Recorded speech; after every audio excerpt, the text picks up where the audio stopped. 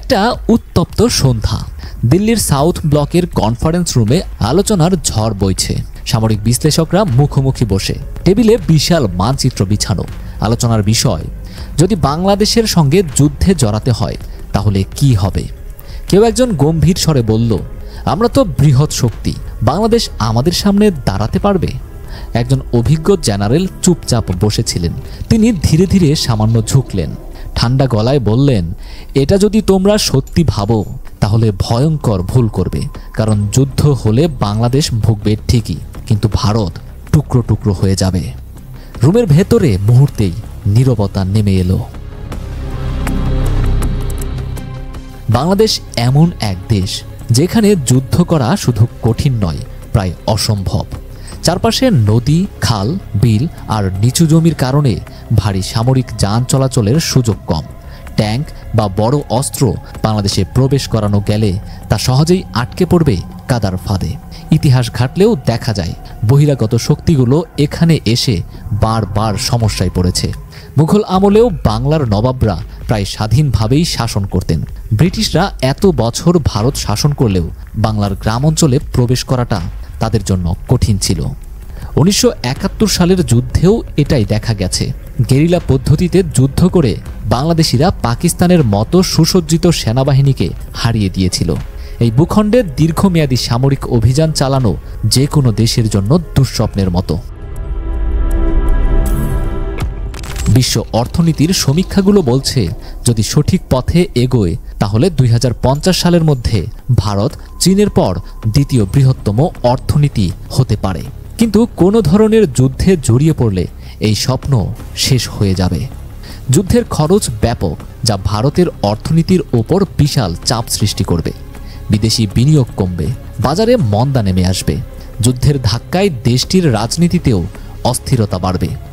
অভ্যন্তরীণ অসন্তোষ সৃষ্টি হলে ভারতের বিভিন্ন বিচ্ছিন্নতাবাদী আন্দোলন আবার মাথাচাড়া দিয়ে উঠতে পারে। এতে ভারতের অভ্যন্তরীণ স্থিতিশীলতা হুমকির মুখে পড়বে। সুপার পাওয়ার হতে গেলে দীর্ঘমেয়াদী পরিকল্পনা, কূটনৈতিক দক্ষতা এবং অর্থনৈতিক স্থিতিশীলতা দরকার হয়। কিন্তু যুদ্ধ মানেই এই সব কিছু ধ্বংসের পথে ঠেলে দেওয়া।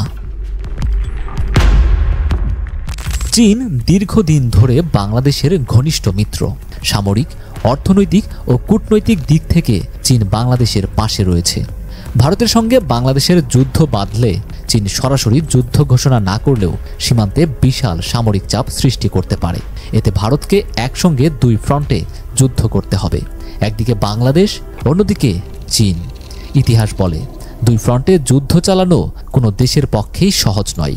দ্বিতীয় বিশ্বযুদ্ধে হিটলারও এই ভুল করেছিল এবং শেষ পর্যন্ত পরাজিত হয়েছিল। চীনের এই সমর্থন বাংলাদেশের সামরিক শক্তিকেও বহুগুণে বাড়িয়ে তুলবে। ভারতের জন্য এটি অত্যন্ত সংকটের কারণ হয়ে দাঁড়াবে।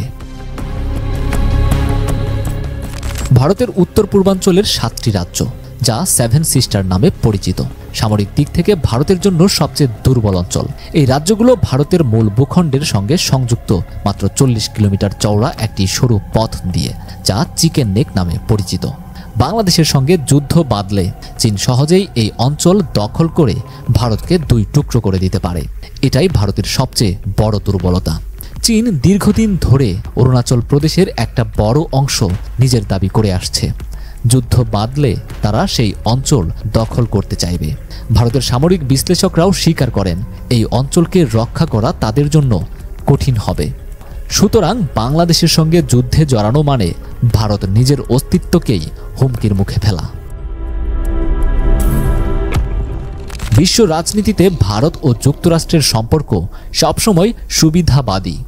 ভারত যতই শক্তিশালী হচ্ছে ততই যুক্তরাষ্ট্র এটিকে ভবিষ্যতের প্রতিদ্বন্দ্বী হিসেবে দেখছে। যদি ভারত বাংলাদেশের বিরুদ্ধে আগ্রাসন চালায় তাহলে যুক্তরাষ্ট্র এটিকে ভারতের উত্থান থামানোর সুযোগ হিসেবে নিতে পারে।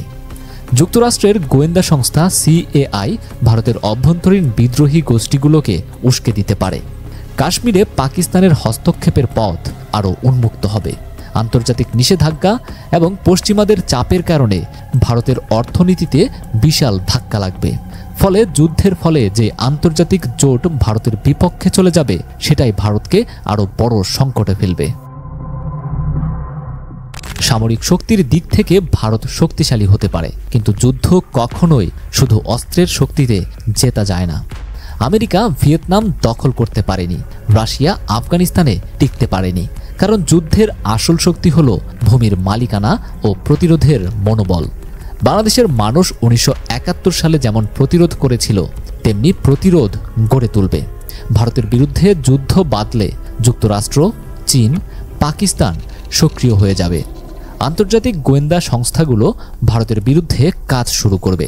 গোপন অভিযানের মাধ্যমে ভারতের অভ্যন্তরীণ স্থিতিশীলতা নষ্ট করে দেওয়া হতে পারে। ফলে যুদ্ধ শুরু করলে ভারতই ক্ষতিগ্রস্ত হবে। দিল্লির সেই কনফারেন্স রুমের নীরবতা এখনো ভাঙেনি।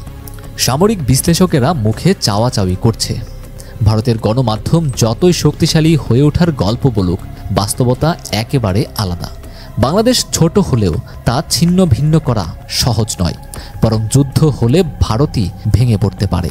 সেই অবসরপ্রাপ্ত অভিজ্ঞ জেনারেল উঠে দাঁড়ালেন, মানচিত্রের দিকে তাকিয়ে বললেন, বাংলাদেশের সঙ্গে যুদ্ধ মানেই ভারতকে আরও একবার ভারত রাখার লড়াইয়ে নামতে হবে। রাত গভীর হচ্ছে। রাতের নীরবতায় বাংলাদেশ ভারত সীমান্ত বরাবর দুটো পাখি উড়ে যাচ্ছে। তারা যুদ্ধ চায় না, শান্তি চায়। নরেন্দ্র মোদী কি শান্তি চায়?